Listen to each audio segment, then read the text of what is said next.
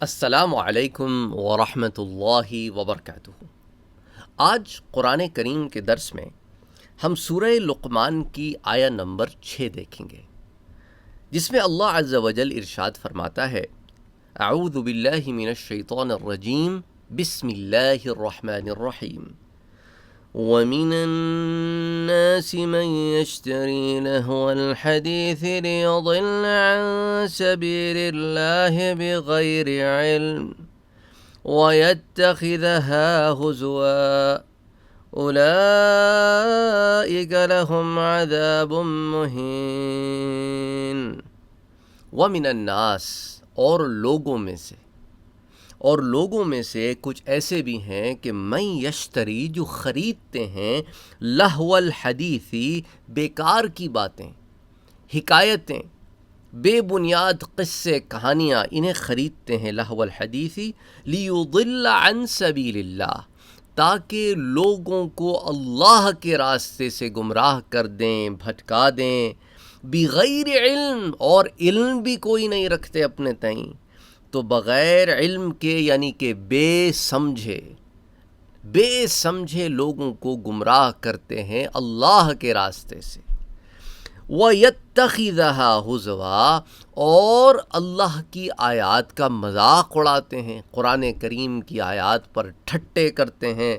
اولئک لہم عذاب مہین، اولئک لہم، یہی تو وہ لوگ ہیں جن کے لیے کیا ہے؟ عذاب، اور وہ بھی کیسا؟ مہین، ذلیل کرنے والا، کہ انہیں ذلت اور رسوائی میں ڈال دے گا۔ کہ اپنے تئیں آج بڑے ہیرو بن رہے ہیں، کہ بڑے بڑے سردار ہیں، نضر ابن حارث، عقبۃ ابن ابی معیط، اور اسی طرح ابو الحکم، ابو جہل ابن ہشام، اسی طرح اور بہت سارے جو ان کے ابی ابن کعب ہے، اسی طرح اور بہت سارے ہیں ان کے، اسود بن عبد یغوث ہے، بہت سارے ان کے بڑے بڑے سردار جو تھے، ان میں سے یہ جو نضر ابن حارث تھا نا، اس سے متعلق ہی آیت آئی ہے۔ مکی دور کی آیت ہے سورہ لقمان کی، اور یہ نضر ابن حارث جو ہے، یہ کرتا کیا تھا کہ یہ بہت بڑا تاجر تھا، اور یہ ٹریول کرتا رہتا تھا۔ یہ ایران کے بھی اس کے بڑے چکر لگے تھے، اور ایران میں کہا جاتا ہے ایک عرصہ رہا بھی تھا، تو وہاں سے یہ ایرانی حکایتوں کی، کہانیوں کی کتابیں لے آیا تھا اپنے ساتھ، اسفندیار وغیرہ کے۔ اور پھر وہ جب قرآن کریم کی آیات پڑھ کر سنائی جاتیں تو یہ کیا کرتا کہ اس نے اپنا ایک الگ گروہ بنا لیا وہاں پر، اور اس کے اندر کچھ مارکیٹنگ ایجنٹس لے لیے اپنے، جو لوگوں کو گھیر کر اس کے حلقے میں لاتے۔ جب حضور صلی اللہ علیہ وآلہ وسلم کعبۃ اللہ میں لوگوں کو اسلام کی تعلیم دے رہے ہوتے، دین کی طرف بلا رہے ہوتے، قرآن پڑھ کے سنا رہے ہوتے، تو اس کے وہ ایجنٹس جا کر ان لوگوں کو وہاں سے نکال کر اس کے پاس لا کر بٹھا دیتے، اور وہ کہتا کہ یار یہ تو پچھلے لوگوں کی کہانیاں سنا رہے ہیں، اس میں دم خم نہیں ہے، آؤ میں تمہیں ایران کے بادشاہوں کی کہانیاں سناتا ہوں۔ اگر یہ کہانیاں سنا رہے ہیں تو ہمارے پاس اس سے اچھی کہانیاں ہیں۔ تو وہ اس وقت اپنی وہ کتابیں کھولتا اور ایران کے مشہور بادشاہوں کی، بڑے بڑے لوگوں کی کہانیاں، قصے سناتا۔ تو اس پر اللہ تعالیٰ فرما رہا ہے کہ یہ وہ لوگ ہیں جو حکایتیں خریدتے ہیں اور اللہ کے بتائے ہوئے راستے کو چھوڑتے ہیں، اور یہ لوگ جو گمراہی میں ڈالتے ہیں دوسروں کو، ان کے لیے زیادہ بڑا عذاب ہے۔ تو اس سے آپ اندازہ کریں کہ وہ لوگ جو گمراہ ہیں ان کے لیے تو عذاب ہے ہی ہے، لیکن وہ لوگ جنہوں نے انہیں گمراہی کا راستہ دکھایا اور گمراہی کی طرف لے گئے اور ہدایت سے دور کر دیا، ان کے لیے کتنا بڑا یہاں رسوائی ہے اور عذاب ہے۔ تو اس سے اندازہ کریں کہ ہم جس ماحول میں رہ رہے ہیں، سوشل میڈیا کا زمانہ ہے، ہر طرف ہر قسم کا چینل موجود ہے، چاہے ٹی وی ہو یا ڈش ہو یا کیبل ہو یا انٹرنیٹ ہو، اس کے اندر اب آپ دیکھیں کہ آپ لوگوں کو کس طرف بلا رہے ہیں، آپ لوگوں کو کیا تعلیم دے رہے ہیں۔ اسی سے پھر علماء نے، آپ تفسیر کی کتابیں اٹھا کے دیکھیں، اس میں آپ کو پتہ چلے گا کہ علماء نے اس سے کیا استنباط کیا ہے۔ یہ مسئلہ بھی استنباط کیا ہے کہ گمراہی کی طرف بلانے والے کا زیادہ بڑا عذاب ہے، اور جو گمراہ ہیں ان کا بھی عذاب ہے۔ یہ نہ سمجھنا کہ گمراہ ہونا عذاب نہیں ہے، لیکن گمراہی کی طرف بلانا تو اور سخت عذاب ہے۔ تو اس لیے ایسا نہ ہو کہ آپ لوگوں کو گمراہی کی طرف بلانے والے تو نہیں ہیں، کہیں آپ انہیں ایسی باتیں تو نہیں بتا رہے جو انہیں دین سے دور کر دیں۔ ہمارے ہاں یہ جو لبرلزم کا ایک بڑا چکر چلا ہوا ہے، جہاں پہ وہ سمجھتے ہیں کہ we are the thinkers, we are the thinkers. تو تھنکرس نے کہیں ایک تباہی اور بربادی میں تو لوگوں کو نہیں ڈال دیا، کہ یورپ کے فلاسفہ کی طرح کہیں دین بیزار تو نہیں بنا دیا۔ یہ ہمارے ہاں کچھ لوگ ہیں نا جو گانوں میں تو بڑے خوش ہوتے ہیں، دین کی بات کرتے ہیں انہیں پھر عجیب و غریب سی باتیں سوچتی ہیں، اور پھر لوگوں کو دین سے دور کر کے وہ کہتے ہیں کہ دیکھو اب بات سمجھ میں آئی نا تمہارے،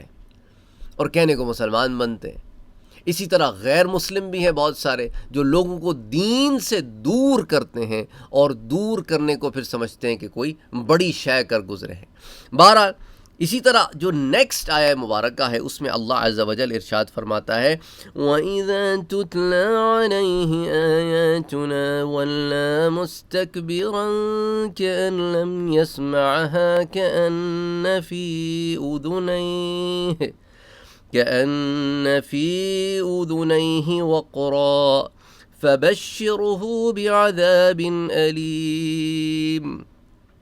وَإِذَا تُتْلَى عَلَيْهِ آيَاتُنَا، اور جب ان کو ہماری آیتیں سنائی جاتی ہیں، وَإِذَا تُتْلَى عَلَيْهِ آيَاتُنَا، اور جب اس کو ہماری آیتیں سنائی جاتی ہیں، وَلَّى مُسْتَكْبِرًا، تو اکڑ کر، منہ پھیر کر وہ وہاں سے نکل جاتا ہے، کہ لم یسمعها، اور ایسے کرتا ہے جیسا کہ اس نے اسے سنا ہی نہیں، کہ ان فی اذنیہ وقرا، جیسا کہ اس کے کانوں میں ثقل ہے، کوئی ایسی شے ہے جس سے وہ سننے سے مستقل طور پر بالکل جو ہے وہ فارغ ہے کہ سن ہی نہیں سکتا۔ تو ایسا شخص جو ہماری آیتوں کو سن کر اکڑتا ہو، ہماری آیتوں پر دھیان نہ دیتا ہو، ہماری آیتوں کو سن کر انسنی کر دیتا ہو، اور قرآن کی تعلیمات کو یوں پس پش ڈال دیتا ہو جیسا کہ ایگزسٹ ہی نہیں کرتی، فَبَشِّرُهُ بِعَذَابٍ أَلِيمٍ، تو ایسے شخص کو بشارت دے دو۔ یہاں بشارت لفظ ہے آئرونکلی استعمال ہوا ہے یہاں پر، کسی کو تکلیف کی بشارت نہیں دی جاتی، لیکن چونکہ یہ بڑا کڑتا ہے نا اپنے تئیں، تو ایسے شخص کو پھر عذاب کی بشارت دے دو، اور عذاب بھی کیسا، بعذاب علیم، بہت دردناک عذاب کی بشارت دے دو۔ تو بہرحال یہ دو آیات ہیں سورہ لقمان کی۔ تو اس ضمن میں علماء کرام یہ کہتے ہیں کہ یہاں سے ہمیں یہ بھی پتہ چلتا ہے کہ جب قرآن کریم کی تلاوت کی جائے تو اس کو غور سے اور شوق سے سنو، اور ساتھ ساتھ ان لوگوں کو بھی علماء کرام تنبیہ کرتے ہیں جو بازاروں میں اور مختلف ایسی جگہوں پہ زور سے قرآن کریم کی تلاوت لگا دیتے ہیں۔ ہمارے ہاں ہے نا بہت ساری دکانوں سے زور زور سے قرآن کی تلاوت آ رہی ہوتی ہے۔ اب لوگ کاروبار میں مصروف ہوتے ہیں، کہیں بولیاں چل رہی ہوتی ہیں، کہیں کچھ چل رہا ہوتا ہے، اب آپ ان کو مجبور کر رہے ہیں کہ بھائی سنو اور ہر ساری چیزیں چھوڑ دو، اور بیٹھے ہوئے سب کاروبار کرنے کے لیے ہیں۔ تو اس چیز سے بھی علماء منع کرتے ہیں کہ اگر آپ نے قرآن کریم سننا ہے اور آپ نے سننا ہے تو پھر آپ ایسی آواز لگاؤ کہ آپ تک پہنچے، بجائے اس کے کہ اتنی زور سے لگاؤ کہ 10 دکانوں تک آواز جاری، اور سب کاروبار میں مصروف ہیں اور وہ کاروبار کر رہے ہیں، گاہک آ رہے ہیں، اب آپ سب کو گناہگار کر رہے ہو کہ قرآن لگ رہا ہے اور تم لوگ کاروبار میں مصروف ہو۔ تو اس لیے ایسے لوگوں کو جو اس طرح کرتے ہیں اس طرح نہیں کرنا چاہیے۔ اسی طرح لوگ گاڑیوں میں بھی اتنی زور سے قرآن لگاتے ہیں کہ جب وہ سگنل پر رکتی ہیں نا لائٹ پر، تو آس پاس کی 8-10 گاڑیوں تک آواز جاری ہوتی ہے۔ اب کوئی کسی بات میں، کوئی کسی بات میں، کوئی کسی چیز میں مصروف ہو سکتا ہے۔ تو اس لیے کوشش یہ کرنی چاہیے کہ قرآن کریم کا ادب یہ ہے نا کہ جب آپ سن رہے ہیں تو ان تک یہ بات پہنچے نا، جنہیں ایک تو ہوتا ہے قرآن کریم ہی کی محفل ہو، سب قرآن کریم سننے ہی بیٹھے ہوں، تو وہاں تو بلند آواز سے آپ پڑھ رہے ہیں تو سب کو بات پہنچ رہی ہے۔ لیکن یہ تو زبردستی آپ ایسا لگا رہے ہو کہ دوسرا ویسی ڈر ہو اس کو۔ اب کچھ لوگ گھروں میں بھی ایسے کرتے ہیں، قرآن کریم کان میں لگاتے ہیں اور اتنی زور سے لگاتے ہیں کہ وہ جو آس پاس لوگ بیٹھے ہوتے ہیں سب کو آواز آ رہی ہوتی ہے۔ اب سب کوئی گھر والے بیٹھ کے بات کرنے لگتے ہیں تو اب ان کو یہی ڈر ہوتا ہے کہ یار اب قرآن کی آواز آ رہی ہے، وہ بات ہی نہیں کر پاتے آپس میں، یا پھر اگر کر لیں تو یہ بھائی صاحب یا بہن جی گھر کی جو ہے وہ چڑھ دوڑتی ہیں، قرآن لگا ہوا ہے۔ تو بھئی آپ نے سننا ہے آپ اکیلے سننا، ابھی ہم تو بات کر رہے ہیں یہاں پر. تو اس طرح کی چھوٹی چھوٹی چیزوں کا نا خود خیال رکھنا چاہیے. یہ میں اس کو کہتا ہوں یہ دین کی دھونس نہ جمایا کرو دوسروں پر. اور دوسرا یہ کہ جو آپ کی انفرادی عمل ہو نا انہیں انفرادی عمل تک رکھا کرو. دوسروں کو ترغیب اور تلقین دینا ایک بات ہوتی ہے، اور دوسروں کے اوپر کسی چیز کو حاوی کرنا اور بات ہوتی ہے.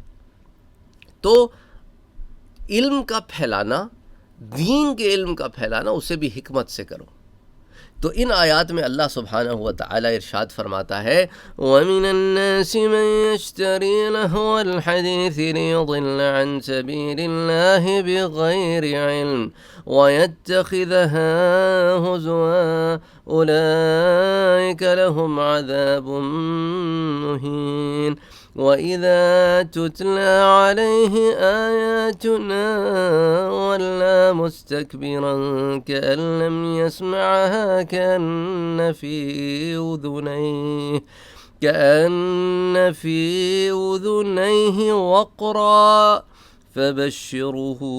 بِعَذَابٍ أَلِيمٍ. صدق اللہ العظیم. اللہم صلی وسلم وبارک علی سیدنا وحبیبنا وشفیعنا محمد صلی اللہ علیہ وآلہ وسلم. السلام علیکم ورحمۃ اللہ وبرکاتہ.